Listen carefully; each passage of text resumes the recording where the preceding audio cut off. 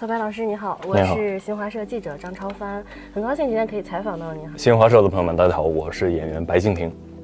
有您主演的这个《特立独行》这部电影，7月3号登陆全国院线了。对，上线之前你心情怎么样？1周之前，我觉得我应该不紧张，因为这件事情拍摄结束已经很久了，但这2天开始整宿的失眠，就是那种兴奋是你很难以控制住的，就还是挺激动的。是包含了很高的期待值吗？我很难描述这种心情，就是特别期待这个作品跟大家见面，然后也特别期待观众的反馈，就希望更客观的这种意见跟感受。这是你首次尝试这个喜剧电影，对吗？对，你看剧中饰演的是具有超能力的这个王长海。如果让你给他评价一下的话，你用什么词儿形容这个角色呢？很执着。我觉得他为了自己的要完成的目的，要完成的任务非常的执着，然后也非常的坚持，然后也有自己内心初心不变的地方。那你觉得自己身上和王长海这个角色有哪些相同点呢？往好了说，就是我觉得我自己也挺执着的，然后往个性上来讲，他有的怪的地方跟我还挺像的，就是有的时候在一些我觉得不应该共情的地方反而共情了。我觉得他这个处理方式好像我平时也这样，但是当他成为一个包袱的时候，我说啊，是大家平时是这么看我的。那你跟邢导合作之间有没有什么让你难忘的一些经历？我特别喜欢他。我们拍摄结束之后，我俩也时不时的吃饭，我就跟他说，我说他在表演上，我自己认为是比我高一个维度的存在。他非常会演，而且就是他非常有自己的表演风格，然后他会尽量的去给你展现一场戏不一样的处理方式，就开拓了我一个思维。有很多东北文化的东北喜剧，他是东北人，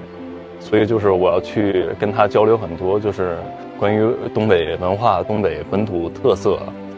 他跟他的日常的接触过程中，其实我潜移默化的都是受他影响，然后慢慢的融合了王长海这个角色。邢导每天到现场是特别能给大家情绪价值的，他一到这个整个现场氛围都不一样，他会先把这个气氛都调起来，然后看你累了，他又是一个特别细心的人，他会跟你聊聊天，比如说这场戏你有压力，他会用他的方式来缓解你的压力。就是我觉得跟他在一起完全没有负担，就是因为跟他在一起非常的快乐，所以我展现出来可能这个传递喜剧的、传递快乐的方式也会特别自然。不只是喜剧本身，然后工作剧组的这个氛围也是非常的开心的。对，就是每天特别期待开工，到现场跟大家在一起创作、聊聊天、一起吃饭。听你聊到一个词叫期待，这其实也是一位好的导演和好的演员之间相互这种相辅相成的这种一些的结果的呈现，对吧？是，可能也是因为我俩性格反差比较大，在生活上反而会有一种反差或者互补，然后在一起待着就很舒服。没怎么拍过电影，但是上来就尝试了喜剧。其实很多人说，喜剧电影它好像包袱多，但其实它是很难去呈现的，它难度反而会更大。怎么讲呢？在那个时期，其实做这个决定是有一定的难度的，不是说是因为它是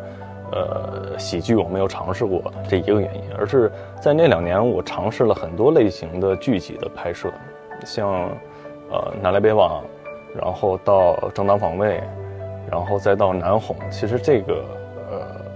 个选择也都是因为我很多类型都没有拍过，我想看一看自己在不同领域里面自己的表演的程度已经到达了一个什么样的一个理解能力，然后再到拍摄喜剧。因为我那时候正在拍南红，然后下一步我要接这样一个喜剧，其实是有一定挑战性的。我是觉得得尝试，因为我没试过，我得去学习。因为对于我来讲，尝试一个新的领域就是一个学习的过程。我如果不尝试，那就一直会畏惧这件事情，就是我可能永远学习不到在喜剧领域我该如何去创作，如何去理解。我整个拍摄下来，我觉得还是挺值得，我很开心。其实刚才你提到了很多都是非常的开心，非常的快乐在剧组的日常。那饰演这个角色，你遇到的一些挑战和困难是什么？挑战和困难就是肯定是到了一个自己比较陌生的领域，所以那个不安全感最初是有的，但是这个不安全感大概维持了2天就没有了。我发现跟我以往拍摄的方式很相似，我觉得跟以往的创作没有什么特别大的区别，我们就是在讲一个故事，而不是在一个喜剧的前提下去表演跟讲故事，我们就是在拍一个剧情向的作品。但好像整个我觉得一定是快乐大于这个过程的艰辛跟困难，而且我觉得人的思维就是会慢慢的去淡化掉你原来很拍摄过程中艰难的那一部分。说明它整体给你的情绪价值是非常足的。我这2天一直在思考，我说在采访的时候我应该怎么去传达我自己在拍摄过程中的感受。我觉得有一个表达方式最直接，就是我觉得快乐是非常有力量的。拍摄影视作品里面有很多种情绪的传达，但我觉得我们这部作品最大的力量还是首先要快乐。小白老师也是饰演过非常多的，比如说青春校园喜剧，也还有很多就是也演过那个警察。然后这次这个角色也这么反差，那你觉得自己是不是一个是不是一个非常多样性的人？作为我的职业来讲，我必须要变成一个多样性的人，因为这样才能去挑战各种各样的角色，这个是我工作需要。即便我觉得我是一个单一的个性，我都要去拓展我不同的那一个方面。所以我挺喜欢跟我个性完全不一样的朋友交流，因为我觉得好像他们能开拓出我自己性格上没有被开拓的那个点，他可能将来就是某一个角色的色彩。所以就是我觉得从出道到现在，我自己的个性改变了很多，这些角色都可能还在我的身上，然后变成了我本人各种各样的色彩。那你会介意比如说网友啊或者你的粉丝朋友们给你贴一些标签吗？我介意也没有用，就是它是自然而然产生的。然后我觉得我职业生涯的判断作品的选择不能被这些标签所影响，它有可能变成了我的舒适区，有可能变成了一个就是我做一些不理性判断的一个点。所以我觉得我自己没有那么在乎就是这个所谓的标签，就是更清晰的能分辨出就是有一些意见可能该停，有一些意见可能就是确实起不到什么作用。你更希望大家记住的是你的角色的名字呢，还是说更希望大家记住白敬亭这个名字？没有更希望，就记住哪个都行，记住哪个对于我来讲都是一种满足。大家喜欢你的角色也好，喜欢你本人也好，都是一种喜欢，都是对我工作职业上的一个认可了已经。比如说记住你某一个经典的角色，你觉得会不会哎呀我这个角色已经塑造的非常的好了，之后有没有担心过下一个角色不会超过这个角色？我觉得对我的干扰好像不是特别多。比如说就是在饰演完南红之后，我特别害怕我不敢做一些比如说不帅气的表情，一些可能以脱离那个形象的一个造型的尝试，或者不在这个角色里了。但我给我自己的标准就是，如果我在饰演这个角色的过程中，跟他在播出的时间，我尽量保持这个角色的本色。但这段时间结束了，我还有其他的工作，我要回归我自己，我要把我自己交给下一个角色。所以就是不管这些评价怎么样，我不能活在一个角色里面一辈子，太沉浸。入行的自己相比哈，你觉得自己到现在哪些是变了，哪些又是没有变？变化还是挺大的。我会时不时翻看我之前的作品，我说当时我这么演戏啊，然后是这种处理方式，其实已经是说明我现在的思维的方式对表演的理解已经跟当时不一样，但我自己意识不到。我不翻看我过去的表演，我意识不到。然后每一遍，我觉得好像我对表演这件事情对自己的工作的理解一直都是这样，